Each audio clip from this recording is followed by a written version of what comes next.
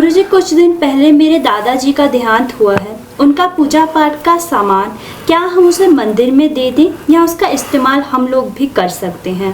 पूजा पाठ का सामान मतलब कुछ घी वगैरह, इत्र वगैरह नहीं, किताबें, पुस्तकें, उनकी मालाएं और सब चीजें। अच्छा, देखो वो कोई हीरे चांदी की, सोने की कोई घड़ी वड़ी छड़ी वड़ी रख गए हो तो उसको हमारे पास भिजवा देना, और बाकी सामान जो है वो आप अपने पास रख लो, कोई ऐसी समस्या उसमें नहीं है।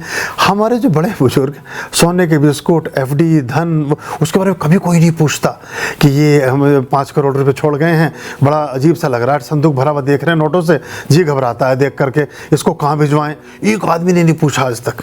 लड़ते रहते हैं भाई बहन आपस में और बंटवारे हो जाते हैं उसके, है ना, कि उल्टे सीधे सपने पाले बैठे हैं, सब पानी में कांटा डाले बैठे हैं। उल्टे सीधे सपने पाले बैठे हैं, सब पानी में कांटा डाले बैठे हैं। एक बीमार वसीयत करने वाला है, रिश्ते नाते जीव निकाले बैठे हैं। तो मतलब एक इससे संदर्भ नहीं था, पर वो तो और भी पवित्र चीज़ हो गई। उसमें तो दादाजी ने उन मरकों को फिराया है, दादाजी ने उस माला का इस्तेमाल किया है, दादा ने उस पुस्तक का प्रयोग किया है, दादा ने उस वस्त्र का उस श्री विग्रह के साथ अपना एक संबंध स्थापित किया है। वो तो और ज़बरदस्त हथियार हो गया। अगर ऐसी चीज़ मिल जाए तो वो तो बहुत अद्भुत हो जाती है। उसमें तो उनका, क्योंकि दादाजी ना होते तो पिताजी ना होते, और पिताजी ना होते तो आप जी भी ना होते। तो आप जी भी इसलिए हैं क्योंकि पिताजी थे, और पिताजी इसलिए थे कि दादाजी थे। तो जो ये श्रृंखला है, इसमें आप उसको जड़ को,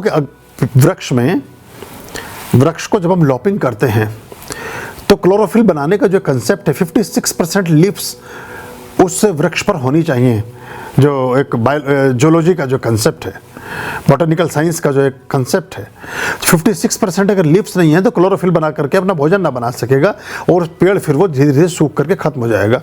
दूसरा कंसेप्ट उसमें ये है कि जो उसकी एक फुंडी होती है, यानी कि जो बीज का जो दल है, एक पेड़ के बहुत सारी शाखाएं प्रशाखाएं हैं, लेकिन उसका एक वर्तुल बीचों बीच चलता है। तो सतूल बोलते, जो बीचों बीच होती है उसकी एक टहनी, या उसका एक शिखा, या उसका रीढ़ की हड्डी पेड़ की, ऐसे कह लीजिए। अगर आप पेड़ को चारों तरफ से तो रखें और सिर्फ बीच में से उसकी फुंगी काट दें, उसकी वो शिखा काट दें, तो भी पेड़ मर जाता है। तो ये तो जो बूढ़े बुजुर्ग हैं, ये तो आपके मेरुदंड हैं आपके जीवन की। उन्होंने जो भी कुछ किया है, हमें तो उसको बहुत संभाल कर, सहेज कर और बहुत अच्छे से रखना चाहिए। गांधी जी ने पूरी ज़िंदगी में 500 का नोट नहीं देखा, और हर 500 के नोट पे छपे हुए हैं। और चश्मा जो उन्होंने कि 1-1.5 रुपये का खरीदा होगा, वो करोड़ों रुपये में बिका। पहले तो उसका लेंस भी टूटा हुआ था, और मतलब पर गांधी जी ने पहन लिया। तो अब ये तो पुराने बुजुर्गों के समान है, ये रखेंगे तो और अच्छा रहेगा, उनकी कीमतें बढ़ेंगी। खुश रहिए।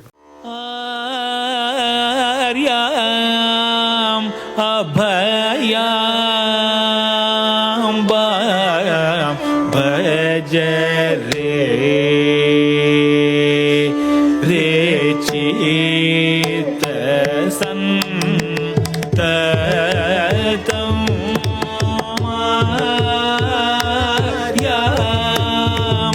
अभयम भज रे